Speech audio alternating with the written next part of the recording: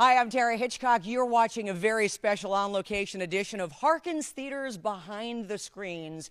And we are truly taking you behind the screens. We actually followed the Yellow Brick Road all the way here to Universal Studios, the back lots where we had a chance to sit down with the cast. The man behind the film, Jon M. Chu, because this is a film that Wicked fans have been waiting for decades. And as you can tell, they went all out for this one. Take a look.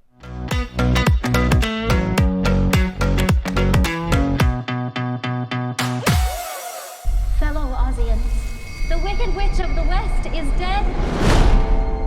I'm Tara Hitchcock. I work with Harkins Theaters, the largest independently owned theater chain in the U.S., and we're doing a whole Wicked takeover in the lobbies this week, so you all will get to see your faces, not only on the big screen, but on our Harkins lobbies. What an honor. Just FYI. Harkins. Hark, hark. The dogs do bark. The beggars are coming to town. Some in rags, some in jags, and one in a velvet gown. Are you prepared for this? I am. I'm loving it every minute. Just I'm making... here to hark back to the... Should we hark back to the question? The best way to bring folks together Something has changed within me. is to give them a real good enemy. This has been a really wonderful, crazy, wild journey. We're deeply, deeply grateful to be here, to have been able to do this. Yeah. Just deep gratitude. We really are. We're almost over the rainbow. It's so crazy. For part one. For part one. These sounds that this perfume bottle makes, I really need you to hear it. First week is going great. The first thing we saw was Our dorm room. That was, Very special. yeah, but intimate. Intimate, yeah.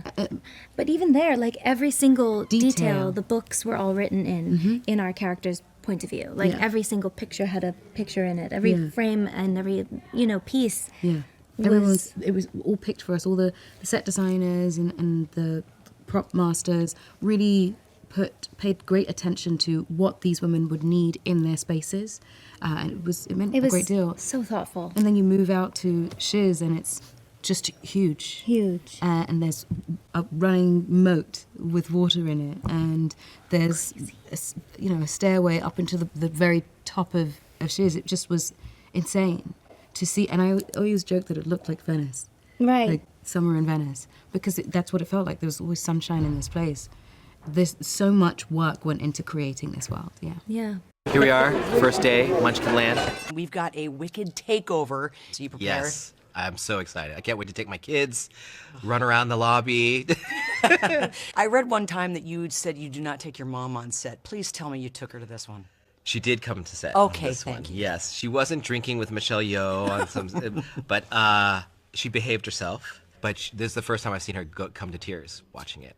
Really? I think when you see, there's a certain, you're making a Wicked movie, okay, great. When you show up and you see thousands of people and you're in Munchkin Land and people are dressed, hundreds of people are dressed in Munchkin outfits, and it's the Yellow Brick Road. The Yellow Brick Road. There is something that changes. You're like, this is surreal. I think it was overwhelming for her, and I didn't even really process it until she cried there, and it was a very touching moment. What'd you think of the movie? She loved the movie. Yeah, of And course. she doesn't always. She always has notes. Yep. But this one, when she watched it in reels because I was doing a technical check on it. I was like, you can come watch it. And every time she's like, you did this? Amazing. Yeah, Mom, come on. I love the fact that you saw this before it ended up on Broadway, and I'm curious because you mentioned that you'd visualize what this would look like as a movie. What is the best example of something in this film that represents what you saw when you saw it on stage and thought, oh, this would be great on a big screen? I mean, Defying Gravity is the easiest one to go to.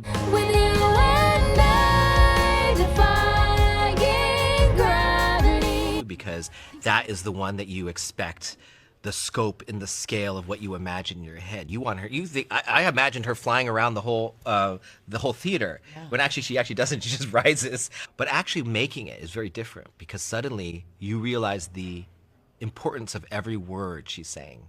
And suddenly the scope doesn't matter. The scope is in the emotions of what she's seeing. And so then it became very tricky because I wanted to be there with her. And Cynthia singing these is a whole nother deal. She is emoting things that the words you heard many, many times didn't know it was saying.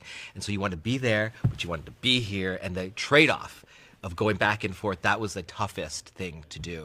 The wonderful Wizard of Oz summons you to his personal palace in the Emerald City. But let me start with a question, and it does involve your character. When we see Oz, he kind of acknowledges, listen, a little smoke and mirrors here, but it's what the people have come to expect. And you gotta give the people what they want. So I'm curious, when people meet each of you, what do you find that they expect from you? What do they expect meeting Jeff Goldblum? Well, I expected a cool, calm guy. Is that what you got? I got that and more. And actually, yeah, how lucky I am. The luck is all on my side. Luck be a lady tonight. Did you see him as Sky Masterson? Mm-hmm. You were fantastic. I never missed. But honestly, his Sarah Brown was transformative. Thank you. Javiera. Winky country. Thank you. Because if I were a bell, I'd be ringing. Ask me how do I feel now I'm that we're sat next to cozy and Jeff clinging. I don't want to stay because I can't. What do people expect when they meet Jonathan Bailey? I think they expect a selfie. A selfie. Yeah. And you provide. Well, you gave me a selfie stick, which was kind. You know, did? always on opening day. I provide something. He said, get as much content as you can, because it's all about social media. That's correct. No, I didn't give That's a not selfie true. stick. I'm so sorry. I've never used a selfie stick. Oh, wait, so you didn't give he did get... No, sorry. Oh, that was such we a went great off story. on a tangent. I know, that would have It's been like a good. wand in a way. I know, well, there we go. The magic of Jeff. Yes. Bibica Bobica Boo. Bibica Bobica Boo. That's a wand. That's a wand that's used in what show? We can magic you your next question. I know. What? Sleeping Beauty. Sleeping Beauty? Or is it Snow Cinderella? White? Snow White. Bibica Bobica Boo. You're perfect. So we're perfect together, born to be forever. Much like the lyrics in For Good, which is a song in the second act, which is one of my favourite songs in Wicked. I think just the experience of, I think it's been a full circle moment coming back to work with people on music and dance and just seeing everyone expertly coming together and the amount of coaching that we've had, and I think that's going to stay with me forever, obviously, but also the shared moments of sort of magic. Listen! Don't let her get away! Last time I saw you, you just picked up an Oscar. Congratulations. Which of you would volunteer to share a room? I'm curious, what is it like to probably be the only actress who didn't have to audition for anything involving Wicked? I didn't know I didn't have to audition. I think it's just John Chu who has in his mind, whenever he thinks of someone that's devilish or wicked, it has to be Michelle Yeoh. Why is that? I don't know. I mean, look at me. Which part of this spells wicked? No, but I'm really grateful to him for giving me the opportunity to, learn how to sing and really have fun with it. It was a good, challenging experience in that way. Well, it's so interesting. I've heard you talk about the singing and your nerves as it relates to the singing. You haven't done a ton of it.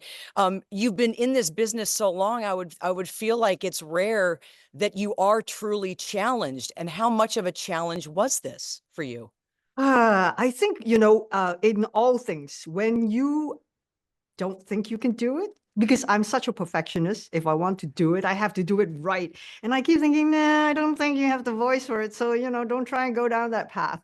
I was given the opportunity when I started my career in Hong Kong, and I turn around and say, no, I'm not a singer. I don't want to be an actress who is going to do that because maybe I should have.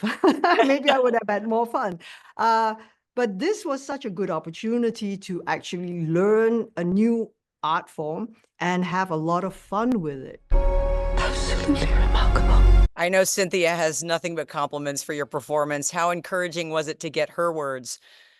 Oh my God, when I had to sing in front of her. I remember the first time I walked onto the stage and I heard an angel sing. So if you can't find me out to the western sky. And it was Cynthia just doing warm-up. So, can you imagine? I when I had that scene with her and I was supposed to sing, I literally went, and she was so encouraged. She just said, Michelle, I know you can do it. I've heard you do it. Okay, so just have fun And I think that is the most important thing, is to be able to have fun. And when you can have fun, a lot of magical things happen. Go with her. What? If anything should happen to her. She'll be fine. Your first big project, it doesn't get any bigger. Yeah. I had my big girl pants on the whole time, for sure. Yeah, I packed them in my suitcase and everything. Have you had a moment where you've actually been able to enjoy this, especially since now it's starting to come out in theaters? I've enjoyed all of it. I've enjoyed it the whole way through, for sure. Just having such a warm and welcoming, not only cast, but crew as well. The crew put so much love into this and showed up every day and were so dedicated. I feel so much love and grateful for everybody that made Wicked what it is. Bach Woodsman of Munchkin Land. Ethan, he just wants to fit in.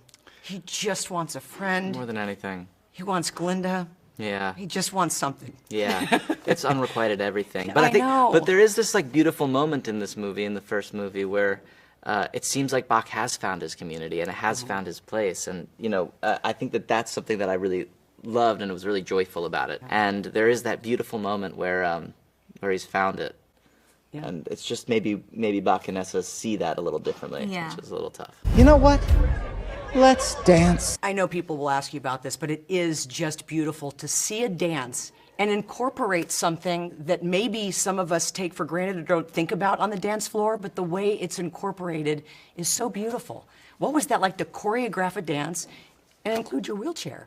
Yeah, well, I've always, not always, but I've known wheelchair dancers to exist. Hannah Rayner, who was the wheelchair choreographer on this, just not only just incredibly talented, but also just so kind and so sweet and so just good at what she does. And she was so great at any adjustments that I need in the dance, or just figuring out how our bodies maybe move a little bit differently because our disabilities are a little bit different. But she was so incredible, and just dancing that much. Like, I've never danced before, which is so cool and so fun. Do you have the bug now? I think I do. Yeah. I think I do. I learned a lot, and I want to keep that part with me. It's been so interesting to watch the press interviews, and you know, I don't think Cynthia and Ariana can get through an interview without crying.